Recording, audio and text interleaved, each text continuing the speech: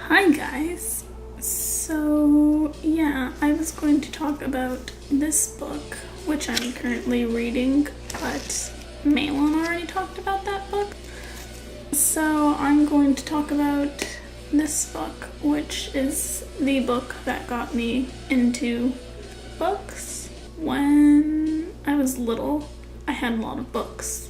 And they were mostly from when the scholastic people would come to our school. And, they'd bring in the big metal boxes and they'd open them up and it's just rows and rows of children's books because I was a child at the time. Did you just open the door?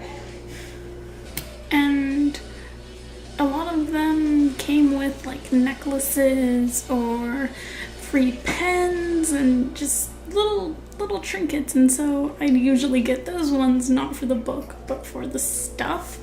And so I had a lot of books because of that.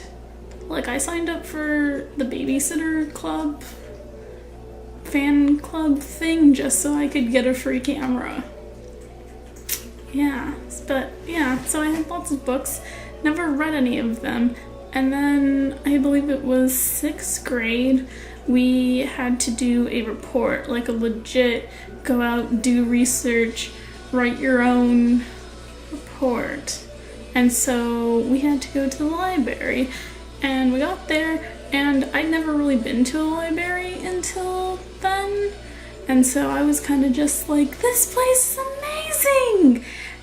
And then my mom was like, keep your voice down, it's a library. And I didn't know that she had to be quiet in a library. I've only heard of libraries, I've never actually been to one. And so we got books on the subject that I was writing for. My cat just keeps opening the door. Brat. So I got a few books on what my paper was on about, and I decided that I wanted to go in the kids section and pick out my own book. I mean, I was at a library. It felt appropriate, yeah.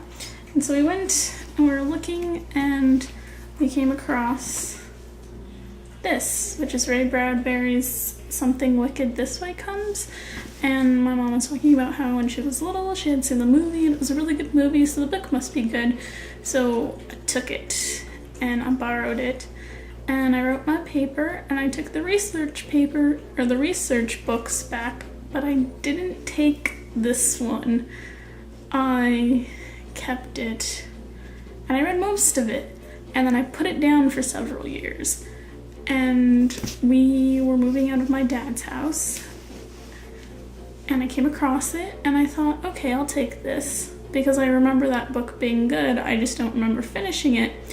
So I took it, and I read it, and I loved it, and it's about this circus that comes to this town every 50 years or so, and these two kids who are born a week apart go and check it out, even though their parents didn't say, or their parents told them specifically not to go and check it out because one of the kids' dad remembers it, and he lost a lot of friends from the circus. But throughout the whole book, the father kind of has this jealous thing because he's old and he really wants to be young again and like do what his son's doing. I don't know. It's really interesting. And there's a man with tattoos that move and they steal your soul. There's a carousel that when you ride it, you lose years on your age.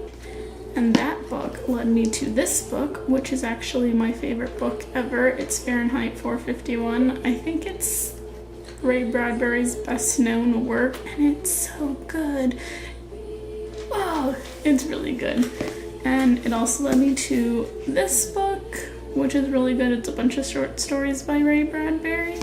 And somehow that led me to this book.